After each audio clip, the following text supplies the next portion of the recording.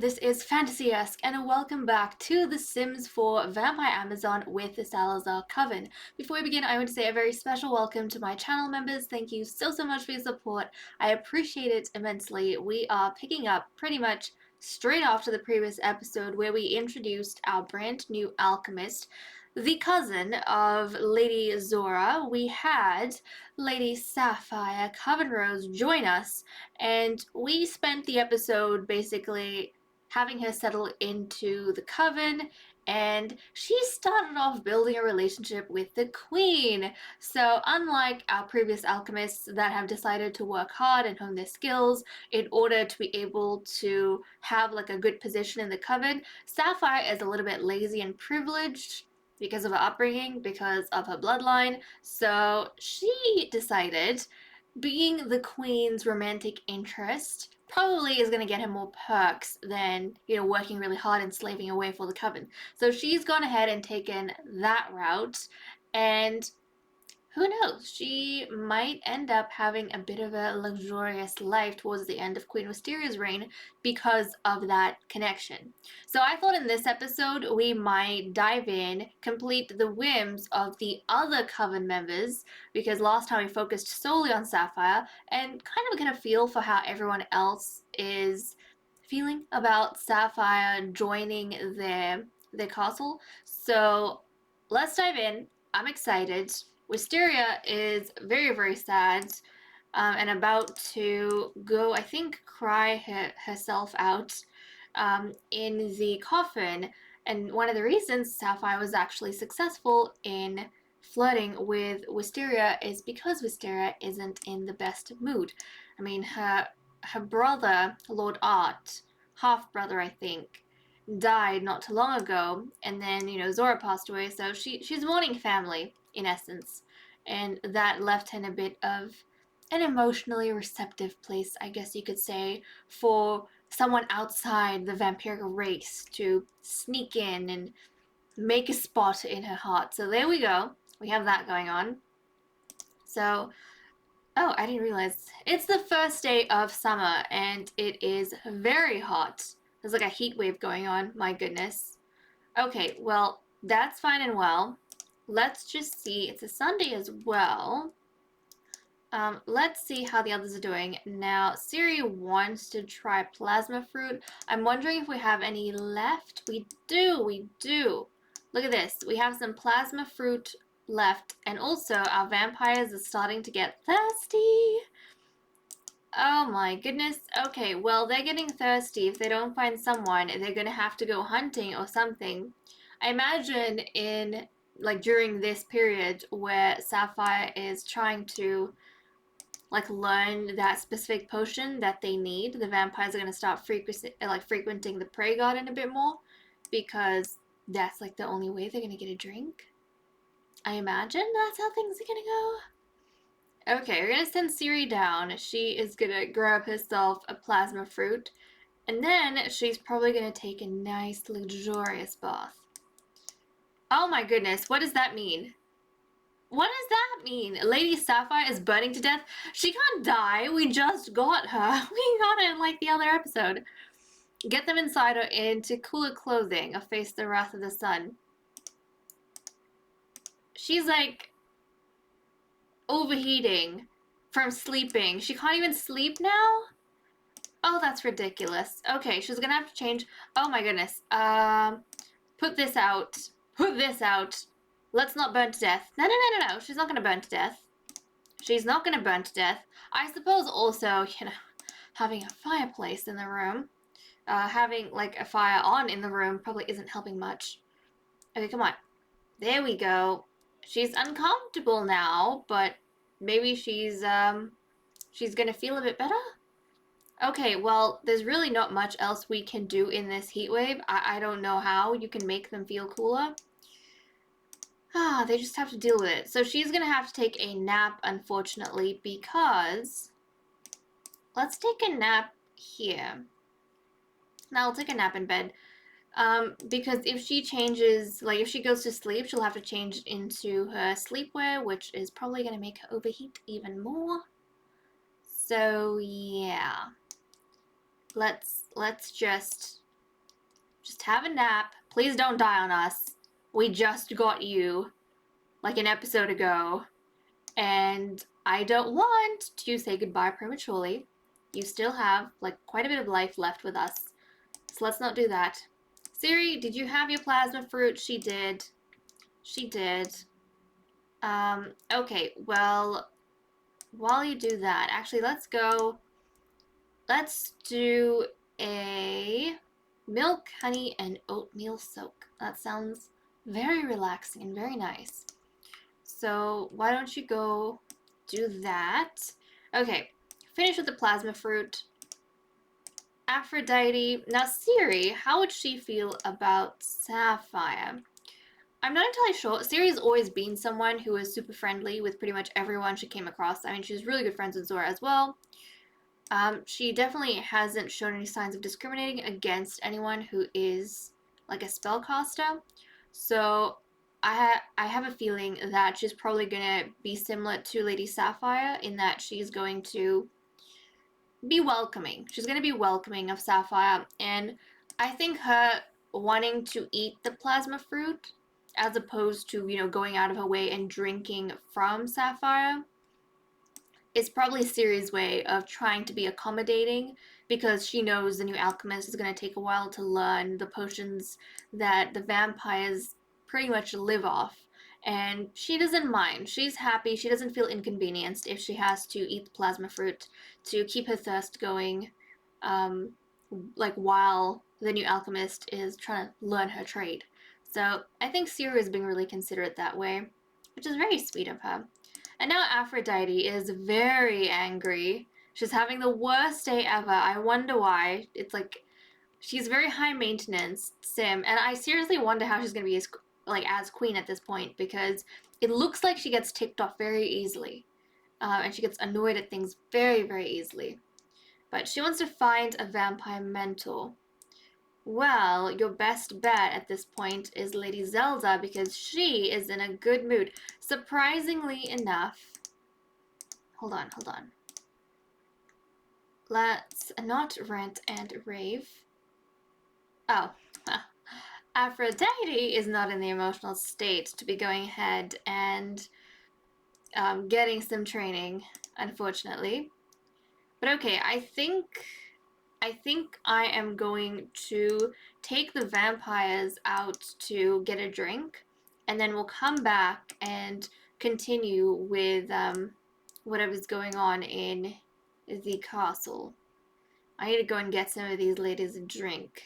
So let's go do that. So I was going to the prey garden when I remembered something that Queen Narcissa used to do. She actually used to summon a bunch of people over to her castle, and all the vampires used to gather in one area, and they used to drink from the humans or the elves from across the queendom, the lower races. So that's exactly what Wistaria's done, and I think this is kind of like a first in her reign, because they've relied on potions, and then they've gone to the prey garden, kind of ritualistically when the teenagers age up, or when the kids age into teenagers.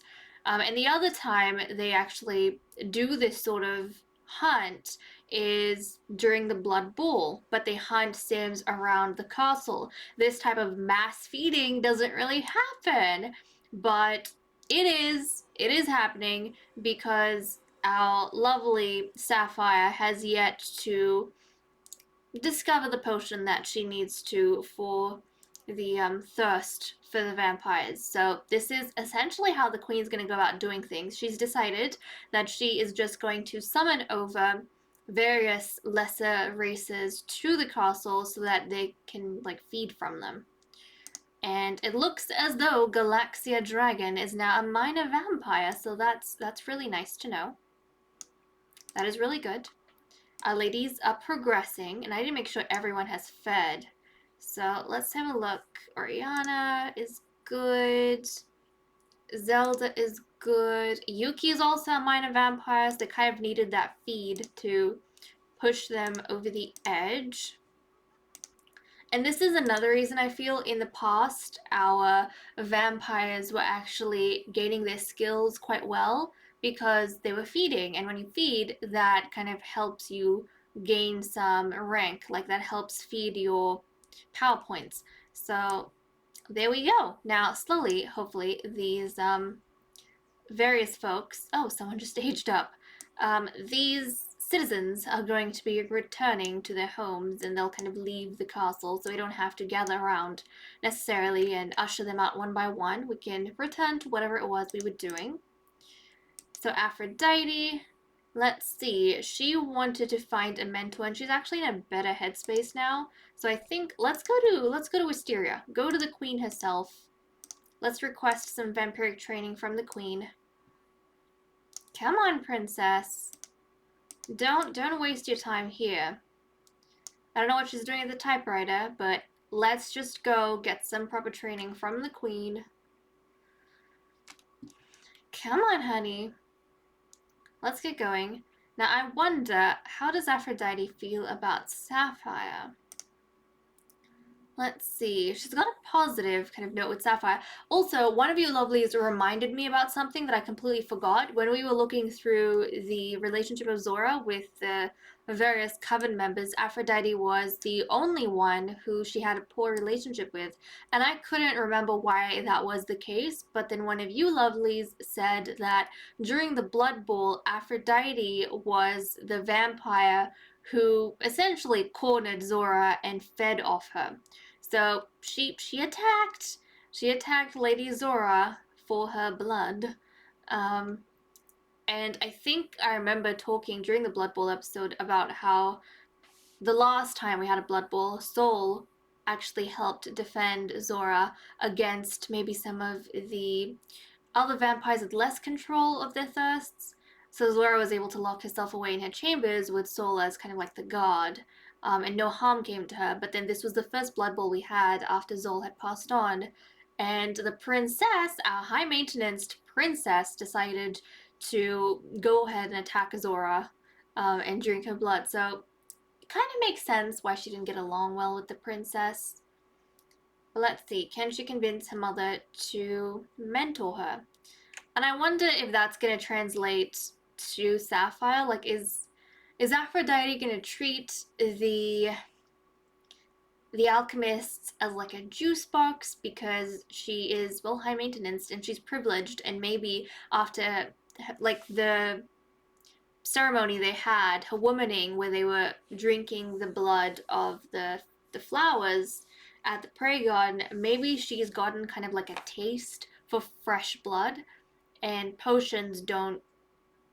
I mean, that's the lifestyle they have, but at the same time, maybe she thinks as a princess she kind of deserves the gourmet plasma.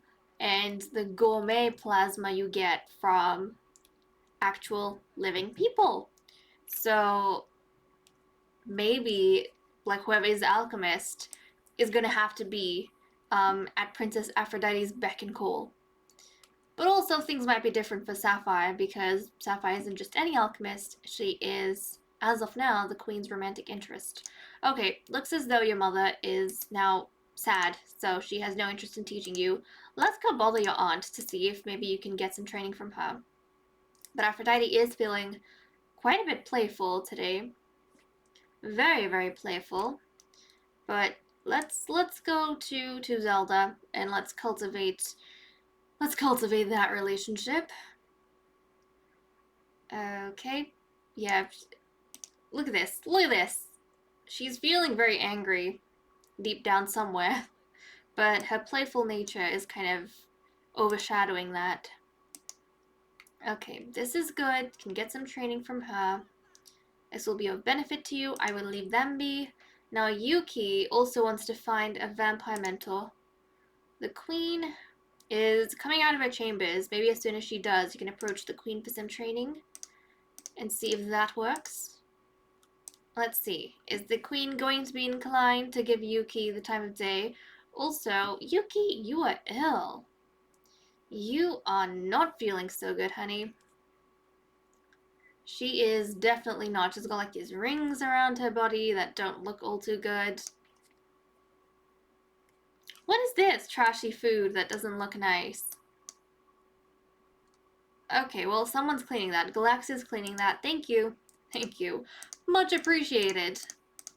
Okay, Yuki, let's go get some training from the queen. And Aphrodite is being dealt with by her aunt, so that's fine and well. Come on, Queenie. Let's not slip into sadness now. I wonder why Zelda wasn't feeling very sad. I think out of all the Sims, she's the only one not in mourning. Like, why is that? Was she not close to Art? Yeah, she didn't really have much of a relationship with Art. But she's really close to Oriana, and she's also friends with Yuki. But then again, when Oriana and Art were like romantically involved, we had that huge deal with the ambassadors kind of against their whole relationship, and Zelda was the one who leaked the news to the ambassadors. So I guess Wisteria, like this is just another example of something that Wisteria and Zelda don't really see eye to eye on. They don't really have the same feelings towards like a whole bunch of things, and even people to an extent. And Isadora, the one sim that I've been quite worried about. Now Yuki, let's see, her relationship, I'm trying to use some of the relationships with Zora to help me figure out how they might be towards Sapphire. Yuki wasn't friends with Zora, but she had a positive kind of impression of Zora, and she also has a positive impression of Sapphire. Now, Yuki is music lover, active, and squeamish.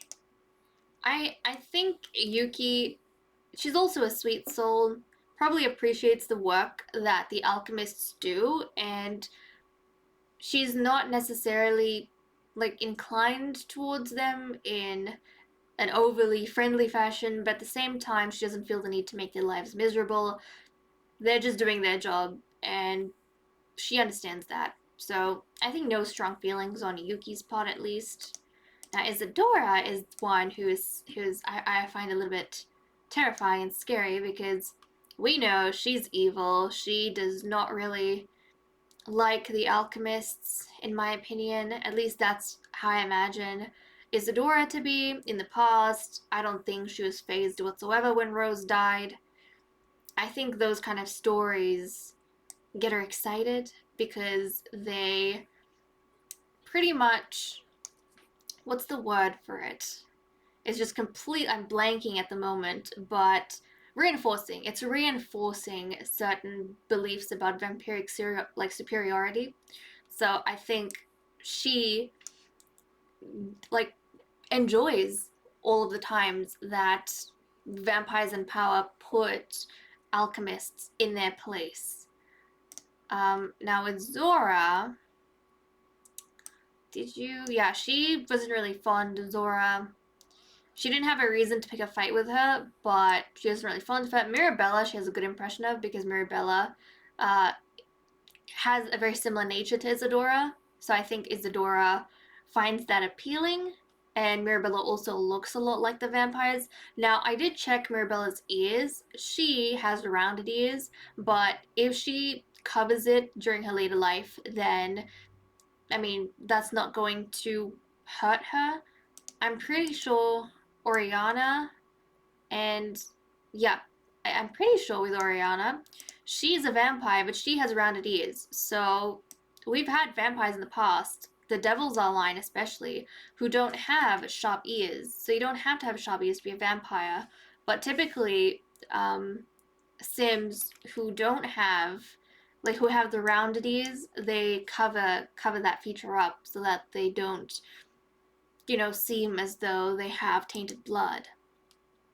They want the pure-blooded vampiric features, like the glowing eyes and the sharp ears, but Mirabella could end up fitting in very, very well in the future. Now, on that note, some of you have asked me, if Sapphire dies, then will I bring Mirabella into the coven if she is 18?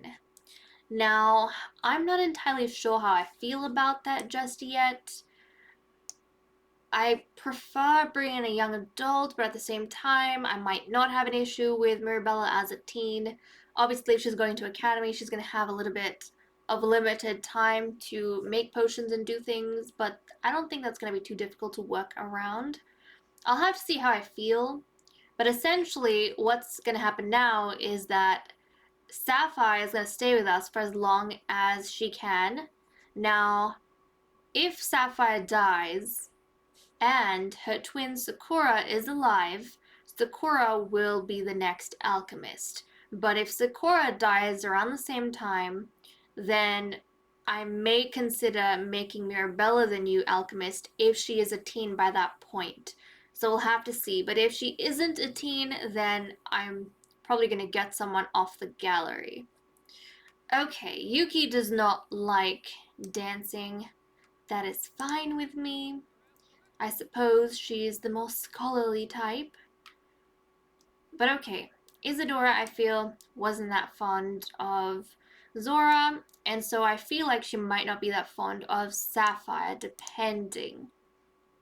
Now, she also wants to make an enemy, so she's been kind of lying low in the coven as, like, since she has come in, essentially, and it's like a time bomb. I'm scared that she's going to do something to someone, or she is going to just wreck her relationship with someone, but I wasn't sure who that was going to be. She wasn't giving me any whims to make an enemy and whatnot.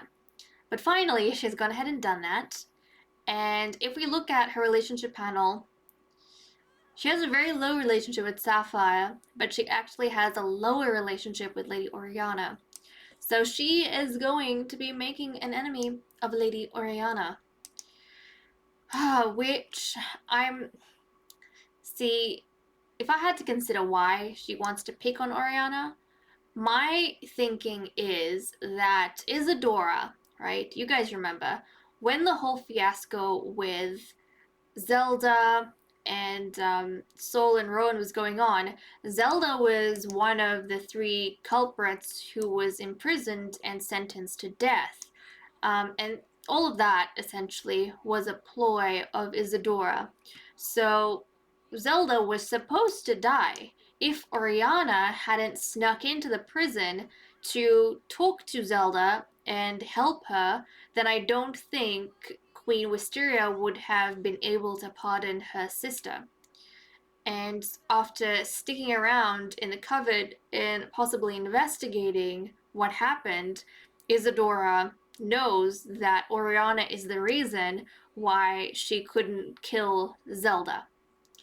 And I have a feeling that she might have been keeping a grudge against Oriana for that all this time.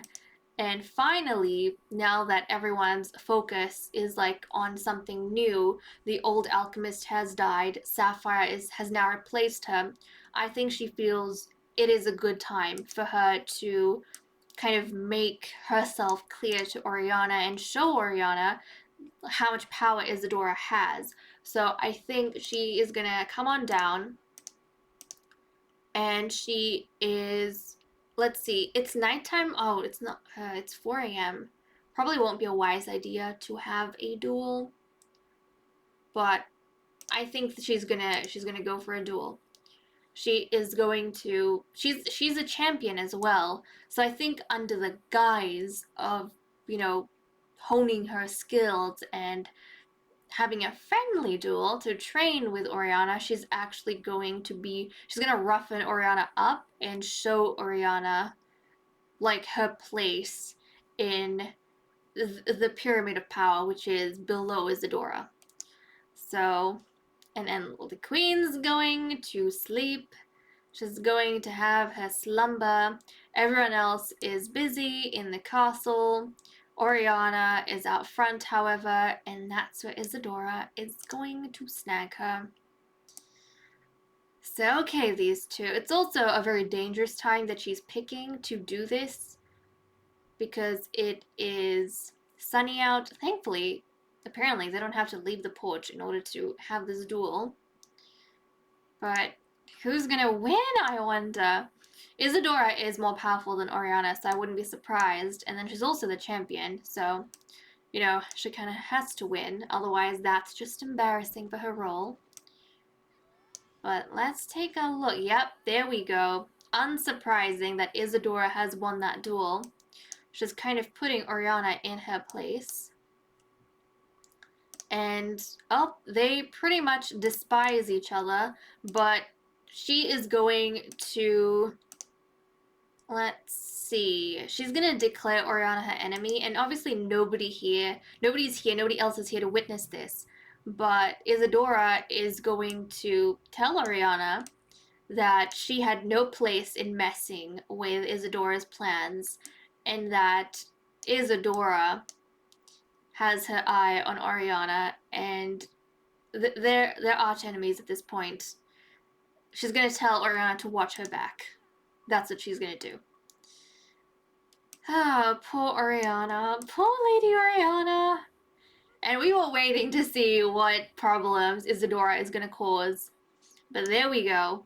And I think also Isadora doesn't like the influence that Oriana has over Wisteria, because if you think about it, since Zelda was kind of in the middle there, she was at the mercy of his sister, for better or worse. The only other Sims who have influence over the queen, or an equal say in advising her, is Oriana and then Isadora. But Isadora was outside the castle, Oriana was inside the castle.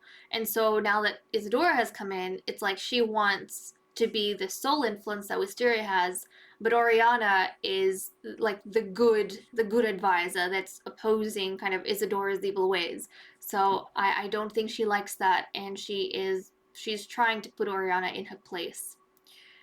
But, okay, we kind of got to know a little bit about how everyone feels in this episode, but I definitely want to continue in the next episode exploring how the other Sims, like the rest of the Coven, feels about Sapphire, and then I am going to be trying to train up Sapphire in the background.